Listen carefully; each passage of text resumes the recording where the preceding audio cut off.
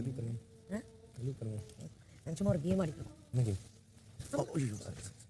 உள்ளே ஆகிக்கலாம் நல்லா. ஆனா நல்லா உள்ளே ஆகிட்டேன். ஐயோ நீ ப்ராப்பர் யார் நினைக்கிறேன்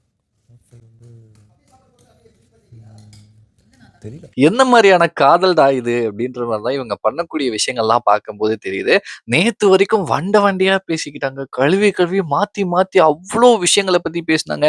பேட் டச், குட் டச் அப்படின்ற மாதிரி எவ்வளோ விஷயங்கள், எவ்வளோ பெரிய டிபேட்ஸ்லாம் இந்த வாரம் போச்சு. அப்படி இருக்கும் போதும் மறுபடியும் உட்காந்து கொஞ்சம் குழாவிட்டு இருக்காங்க. என்ன மாதிரியான காதல் இது? இது ரெக்கடான லவ்வா இல்ல இதுதான் ட்ரூ லவ்வா அப்படின்ற மாதிரியான நிறைய விஷயங்கள் நிறைய பேர் மண்டையில போயிட்டு இருக்கும்போது ஆக்சுவலி இதுல யாரு பாவம் அப்படின்ற மாதிரி நான் சொல்லுவேன்னா இவங்க கிடையாது. இவங்க இவங்களோட கேம்ல தெளிவா கரெக்டா பெர்ஃபெக்ட்டா இருக்காங்க.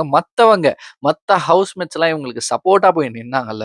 இவங்க பிரச்சனையில நீ பண்ண தப்பு, இனிமே அவங்க கூட பேசாத, இனிமே அவ கூட பேசாத அப்படின்ட்டு மத்த ஹவுஸ்மேட்ஸ் எல்லாம் இவங்க 2 பேருக்கு சப்போர்ட்டா இருந்து இவங்களுக்கு இப்படி விளையாடுவோம், கேம்ல மட்டும் கான்சன்ட்ரேட் பண்ணு, வெளில போய் என்ன வேணா பாத்துக்கோ அப்படின்னு சொன்னாங்கல்ல. அவங்க தான் பாவம் அப்படின்ற மாதிரி சொல்லுவேன்.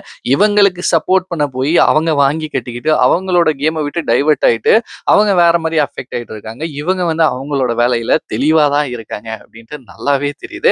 இதை பத்தி நீங்க என்ன நினைக்கிறீங்களோ மறக்காம என் கூட ஷேர் பண்ணிக்கோங்க. பாய்.